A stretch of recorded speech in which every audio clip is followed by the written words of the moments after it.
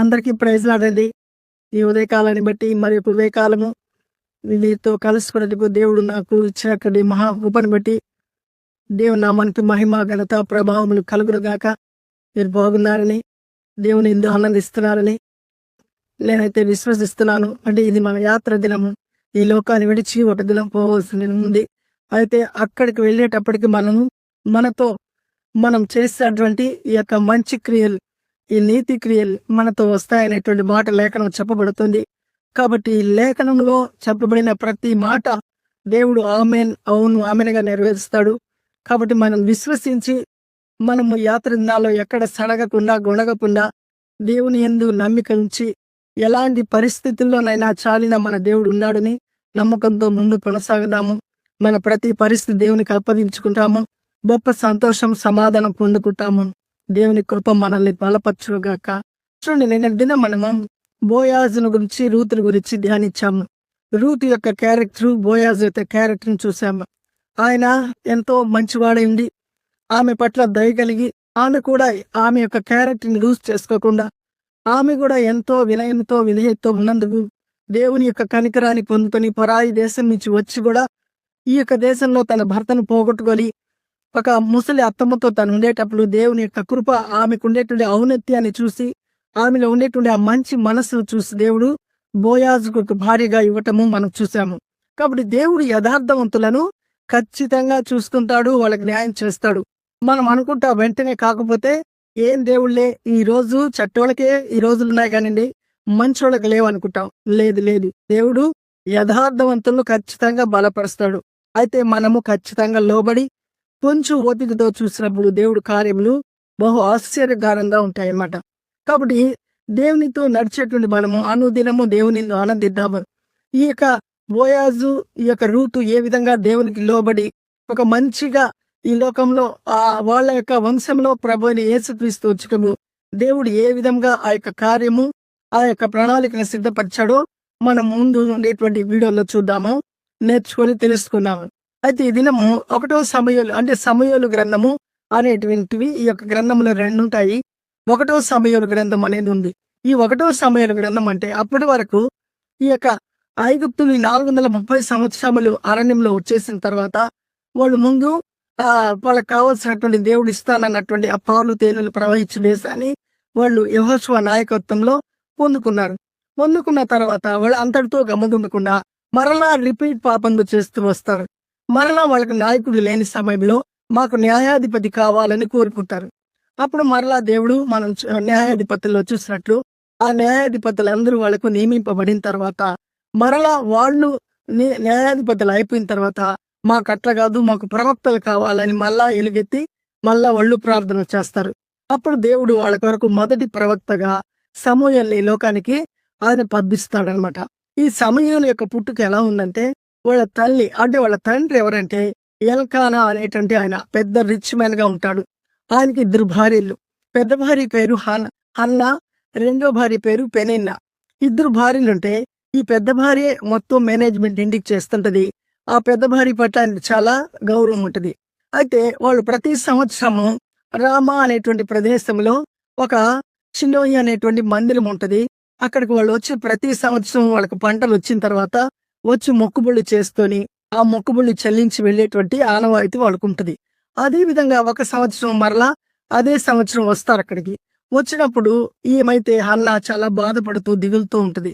కారణం ఏంటంటే, ఈ పెనిన్నా అనేటి ఆమెకి పిల్లలు ఉంటారు, హన్నాకు పిల్లలు ఉండరు. పెనిన్నా ఏం చేస్తుందంటే తనకు పిల్లలు లేరని కొంచెం వ్యంగ్యంగా చూస్తుంటది, కొంచెం ఆమెని అవమానపరిచే విధంగా ఉంటుంది. అది ఆమెకి నచ్చదు. అప్పుడు ఆమె ఏం చేస్తుందంటే ఏడుస్తూ ఉన్నప్పుడు తన భర్త వచ్చి ఓదారుస్తాడు. ఎల్కానా, ఎందుకమ్మా నువ్వు ఏడుస్తున్నావు అంటే, నాకు పిల్లలు లేరు కదా అని బాధపడుద్ది. ఎందుకమ్మా పిల్లలు లేకపోయినా కూడా 10 మంది పిల్లల కంటే కూడా శ్రేష్టమైన భర్త నీకున్నాను కదా అనే మాట అంటాడు. అయినా కూడా ఆమె మిక్కిలి దుఃఖంతో ఉండి అన్నపానాలు పుచ్చుకోకుండా అలాగే ఏడుస్తూ ఉంటుంది. ఇలా ఏడుస్తూ ఆమె ఈ యొక్క గ్రంథంలో, సమూయేలు గ్రంథంలో మొదటి సమూయేలు 1:10లో ఆమె ప్రార్థన చేస్తుంది. ఆ మందిరంలోనికి వెళ్ళి అక్కడ అప్పట్లో యాజకుడు ఎవరంటే ఏలి అనేటువంటి ఆయన పెద్ద ఆయన అయిపోయి ఉంటాడు. ఆయన తర్వాత ఆయనకి 2 కుమారులు ఉంటారు. వాళ్ళిద్దరూ యాజకత్వం చేస్తూ ఉంటారన్నమాట. ఆ సమయంలో ఈమె ఏం చేస్తుందంటే ఆ యాజకుడైనటువంటి ఏలీ కూర్చున్నటువంటి ఆ ప్రదేశంలో కొంచెం దూరంగా కూర్చొని ఏడ్చి ఏడ్చి ఏడ్చి ఏడ్చి ప్రార్థన చేస్తాను.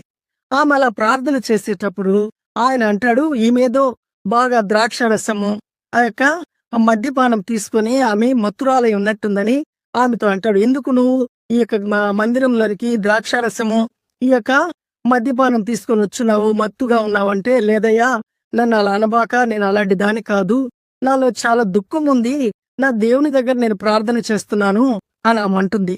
అప్పుడు ఆయన అంటాడు, ఓకే, నువ్వు చేసావు కదా ప్రార్థన, ఖచ్చితంగా దేవుడు విన్నాడు, నీ ప్రార్థనకు ఆయన జవాబిస్తాడులే, కనికరం పొందుతావు అన్న మాట ఆయన అంటాడు. ఆ మాట ఆమె వినేసి అక్కడి నుంచి వచ్చి భోజనం చేసి మరలా వాళ్ళు వెళ్ళిపోతారు. వెళ్ళిపోయిన తర్వాత కొంతకాలానికి ఆమె ఏమన్నా దేవుడు ఆమెను దర్శించి ఆమె గర్భాన్ని తెరుస్తాడు. మరలా ఆమెకి గర్భం వస్తుంది. అప్పుడు ఆ కుమారుడు పుడతాడు. ఆ కుమారుడికి ఆమె సమూయేలు అనేటువంటి పేరు పెడుతుంది. పేరు పెట్టిన తర్వాత మరలా భర్త చెప్తాడు, పదమ్మా మరలా వాళ్ళకు పంట కాలం వచ్చినప్పుడు, కోతకాలం అయిన తర్వాత ఆ ప్రథమ ఫలాలు తీసుకొని మరలా వాళ్ళు ఆ యొక్క రామ అనేటువంటి ఆ యొక్క ప్రదేశానికి వాళ్ళు వెళ్ళేటువంటి ఆనవాయితీ కాబట్టి బయలుదేరతారు. అప్పుడు పీచినప్పుడు ఆమె అంటుంది, నేను ఈ సంవత్సరం రాను, నా బిడ్డకును పాలు త్రాగి ఆ బిడ్డ పాలు వదిలేదాకా నేను అప్పటి వరకు మందిరానికి రాను. కారణం ఏంటంటే, నేను దేవుని దగ్గర ఒక గొప్ప మొక్కుబడి చేసుకున్నాను. నా బిడ్డ ఎప్పుడైతే పాలు వదిలిపెడతాడో ఆ బిడ్డను నేను తీసుకువచ్చి, అంటే నాకు గొడ్రాలనే నిందను తీసివేస్తే చాలు, నేను వచ్చి ఏం చేస్తానంటే ఈ బిడ్డను దేవుని యొక్క మందిరంలో ఇంకెప్పుడు దేవునికి ఆయన మా యొక్క దేవుని యొక్క పని చేసేదాని కొరకు, ఆ యాజకత్వం చేసేదాని కొరకు నేను ఆ బిడ్డను అక్కడ ప్రతిష్ఠిస్తాను అని భర్తతో అంటుంది. సరే, నేను ఇష్టం అని వెళ్ళిపోతారు వాళ్ళు. మరలా ఆ బిడ్డ పాలు వదిలిన తర్వాత ఆమె అనుకున్న రీతిగా ఆ యొక్క బిడ్డను తీసుకొని వచ్చి ఆమె మృక్కుబుళ్ళన్నీ దేవుని సన్నిధానంలో చెల్లించి ఆ బిడ్డను ఏం చేస్తుందంటే ఆ యొక్క ఏలి అనేటువంటి ఆ యాజకుడు ఉన్నాడు కదా, అప్పగించినప్పుడు ఆ బిడ్డ కూడా ఎంత చిన్న బిడ్డ, ఎంతో గారాభంగా తల్లి చాకుంటుంది. కానీ ఈ పాలు విడిచేదాకా ఆమె ఎలాంటి మాటలు చెప్పుంటుందో మాకైతే తెలియదు. కానీ ఇంతకాలం బిడ్డలు లేనప్పటికి కూడా అల్లారు ముద్దుగా పెంచుకుంటూ దేవుడికి చేసినటువంటి ఆ మృక్కుబడిని ఆమె జ్ఞాపకం చేసుకొని వెంటనే కృతజ్ఞతగా దేవుడికి ఆమె ఆ పని చేస్తుంది అనమాట. అది దేవుడికి చాలా నచ్చుతుంది. కాబట్టి ఆమె అంటది 2వ అధ్యాయంలో చాలా ఆనందంతో, దేవుడు మహోన్నతుడు, ఆయన ఖచ్చితంగా ఎలాంటి పరిస్థితినైనా మార్చగలడని ఒక గొప్ప ప్రార్థన ఆ దేవునికి కృతజ్ఞత చూపిస్తుంది. కాబట్టి దేవుడు ఆమె యొక్క మనస్సును చూసి మరలా ఆ బిడ్డను, ఒక్క బిడ్డ అయినప్పటికి కూడా ఆమె వెనకంజ వేయకుండా ఇచ్చేసి వెళ్తుందని మరలా దేవుడు ఆమెని ప్రేమించి ఆ బిడ్డకు బదులు 5 మంది పిల్లల్ని దేవుడు ఆమెకి అనుగ్రహిస్తాడు. ఇది దేవుడికి ఉండేటువంటి గొప్ప శక్తి, ప్రేమ. మనము మనస్ఫూర్తిగా ఏదైనా సరే దేవుని యందు నమ్మిక ఉంచి ఒక మొక్కుబడి చేసుకొని ఆయన కొరకు మనం జీవించినప్పుడు ఆయన మనల్ని జ్ఞాపకం చేసుకుంటాడు. మనం చేసిన కార్యాన్ని ఏమాత్రము మర్చిపోయేవాడు కాదు. ఖచ్చితంగా ఆయన జ్ఞాపకం చేసుకుంటాడు. ఆ తల్లి ఎంత విశ్వాసంతో, ఎంత ప్రేమ బిడ్డని పెంచుకొని ఉంటుందో ఆ బిడ్డ మీద. అయినప్పటికీ కూడా నాకు సజీవుడైన దేవుడి దగ్గర నేను మొక్కుబడి చేశాను, నా బిడ్డను ఖచ్చితంగా నేను తీసుకెళ్లి ఆయనకి సమర్పించాలా అనేటువంటి ఒక గొప్ప ఆ యొక్క విశ్వాసముతో, కృతజ్ఞతతో దేవుని దగ్గరకు ఆ బిడ్డని తీసుకొని వస్తుంది. కాబట్టి దేవుడు ఆ బిడ్డని ఎంతగా ఆ యొక్క ఇజ్రాయేలీల అందరి మీద ఆయనకు గొప్ప ప్రవక్తగా దేవుడు చేస్తాడు. కారణం ఏంటంటే ఆ తల్లి ఈ బిడ్డ పాలు విడిచి వరకు, అక్కడ రాయబడలేదు ఎన్ని సంవత్సరాలు అనేది, అప్పటి వరకు ఆమె దేవుని గురించి ఎంతగానో చెప్పుంటది. ఆ బాల్యంలో ఆ బిడ్డ గ్రహించి ఆ తల్లి మాటకు జవదాటకుండా, ఆ బాల్యంలో ఆ తల్లి అక్కడ విడిచిపెట్టి వెళ్తుంటే కూడా నేను వస్తానని మారాన్ చేయకుండా అలాగే అక్కడ నిలబడిపోతాడు. ఇది దేవుడు చేసిన అద్భుతం కాదా? ఇది ఆశ్చర్యకార్యం కాదా? కాబట్టి దేవుడు హన్నా ప్రార్థన ఆలకించి హన్నా యొక్క ఆ గొడ్రాల్తనాన్ని తీసివేసిన దేవుడు ఈ రోజు మన బిడ్డలో ఎవరికి పిల్లలు లేరు, ఎవరు పిల్లలు లేకుండా ఇబ్బంది పడుతున్నారు, ఎన్నో హాస్పిటల్ తిరుగుతూ ఉండొచ్చు, ఎంతెంతో ఖర్చు పెట్టి ఉండొచ్చు, కానీ బిడ్డలు లేనటువంటి ఆ బాధ వాళ్ళని వెంటాడుతూ ఉంటుంది. కాబట్టి నిజమైన దేవుని మీద ఆధారపడినప్పుడు ఈ యొక్క తల్లి హన్నా ఏ విధంగా ఆ బిడ్డను పొందుకునిందో, అంతవరకు అన్ని సంవత్సరాలు వచ్చినప్పటికి కూడా ఆమె పిల్లలు లేకున్నప్పటికి కూడా దేవుని సన్నిధానానికి వచ్చి అలా మొక్కుబడి చేయలా. కారణం ఏంటంటే నాదే కదా పెత్తనము, నా మీదే కదా అంతా జరుగుతుంది అనేటువంటి ఒక ధీమాతో ఉంటూ వచ్చింది ఆమె. కొంతకాలం అయిన తర్వాత ఆమెలో ఏమి లోటుంది, ఆమెకి ఏమీ లేదు అనేది గ్రహించి ఆ యొక్క సవితైనటువంటి పెనిన్నా యొక్క ఆ యొక్క అవమానాన్ని ఆమె తట్టుకోలేకుండా అప్పుడు ఓరే నాకైతే ఇది లేదు కదా, ఖచ్చితంగా నేను నా దేవుని సన్నిధానంలో అడిగి పొందుకోవాలనే ఆతృత కలిగి ఆమె ఎంతగానో విలపించి ఆ దేవుని దగ్గర ఆమె మొక్కుబడి చేసింది కాబట్టి దేవుడు ఆమె యొక్క ప్రార్థనను ఆలకించాడు. కాబట్టి ఈరోజు మన బిడ్డలకు ఎవ్వరికి పిల్లలు లేకపోయినా ఎలాంటి సమస్య అయినప్పటికీ కూడా దేవుడు తీర్చుటకు సమర్థుడని అనుదినము మాటల ద్వారా, దేవుని మాటల ద్వారా మనల్ని బలపరుస్తున్నాడు. ఇది మనం గ్రహించాలా.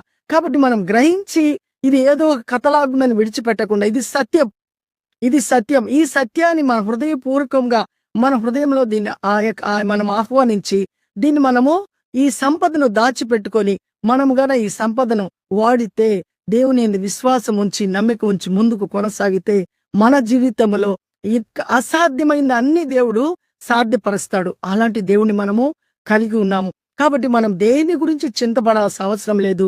అయితే దేవుని సన్నిధానంలో యథార్థమైన జీవితము, నిందారహితమైన జీవితము ఒకవేళ ఉండొచ్చు, అలాంటి యథార్థం లేని జీవితము అయితే ఇక మీదట చేయను, ఇక నీకు లోబడి జీవిస్తాను, అలాంటి జీవితం నాలో నుంచి తీసేయమని గన మన దేవుణ్ణి అడిగినప్పుడు దేవుడికి మనకు ఉండేటువంటి మార్గం ఏంటంటే పరిశుద్ధత. మనమైతే నీతిమంతులుగా మార్చబడలేము, మనకైతే ఆ పరిశుద్ధత రాదు. కేవలం ఆయన మీద ఆధారపడి మన పాపములను మన తప్పులను మనము ఒప్పుకొని విడిచిపెట్టినప్పుడు ఆయన యొక్క కనికరాన్ని మనము పొందుకుంటాము. అదే సామెతల గ్రంథము 28వ అధ్యాయము 13వ వచనంలో రాయబడిన మాట. మన అతిక్రమములను మనలో హెచ్చింతుందేమో, మనలో గర్వం ఉందేమో, మనలో ఏదైనా అహంకారం ఉందో, ఇంకేదైనా మాకు అది ఉంది ఇది ఉంది అనేటువంటి ఆ గొప్పలతో మనము దేవునికి దగ్గర రాలేకపోతున్నామేమో. అలాంటి ఏమైనా మనలో కొదు ఉంటే వాటిని అన్నిటిని మనం తీసివేసేమని ఆ దేవుని సన్నిధానానికి వచ్చినప్పుడు ఆయన ఖచ్చితంగా మనలో ఉండేటువంటి ఆ దోషాలన్నీ తీసివేసి మనకు కావాల్సినటువంటి ఆయన కృపనిచ్చి నీతియుక్తమైనటువంటి జీవితం మనకు అనుగ్రహిస్తాడు. అలాంటి జీవితాన్ని మనం కావాలంటే మనం పొందుకున్నాము. ప్రార్థిద్దాము. మన వినికిల్లో ఈరోజు దేవుడు మనకిచ్చిన మాటలను దేవుడు సమృద్ధిగా దీవించును గాక. ఆమేన్. ప్రార్థన చేద్దాము. కృపాసత్య సంపూర్ణుడా, జీవం కలిగిన దేవా, జీవాధిపతిని స్తోత్రమయ్యా. ఇంతవరకు ఈ దినం నాయన హన్నా చేసినటువంటి ప్రార్థన మా వినికిల్లో పెట్టినందుకు, ఆమె మీ పట్ల పెంచుకున్నటువంటి ఆ యొక్క విశ్వాసము, ఆ తర్వాత ఆమె చేసినటువంటి ఆ సంకల్పమైనటువంటి ఆ యొక్క యాగమైనటువంటి నాయన కృతజ్ఞత కలిగిన అర్పణ ప్రభా, ఒక్కగానొక కుమారుని మీరు ఇస్తే వెంటనే ప్రభా ఆమె తీసుకుని వచ్చి సమర్పిస్తుంది. ఆ మనసును చూసి మర్రా ఆమెకు 5 మంది పిల్లల్ని, గొడ్రాలుని ప్రభా, పిల్లలు కలిగిన తల్లి కాదు, మీరు చేసినటువంటి ఆ ఘనత మీదే కదయ్యా. మీకు సమస్తము సాధ్యం అయ్యా. మేమైతే మీరు మా జీవితంలో కార్యము చేయుటకు నాయన మేమైతే ద్వారాలు నాయన తెరవాలి ప్రభా. మిమ్మల్ని మేము ఆహ్వానించినప్పుడు అయ్యా, మేము మంచి ఉద్దేశాలు మేము కలిగినప్పుడు మాతో ఉండి మాలో ఉండి గొప్ప కార్యములు చేస్తారు. ఇది నిజం ప్రభా.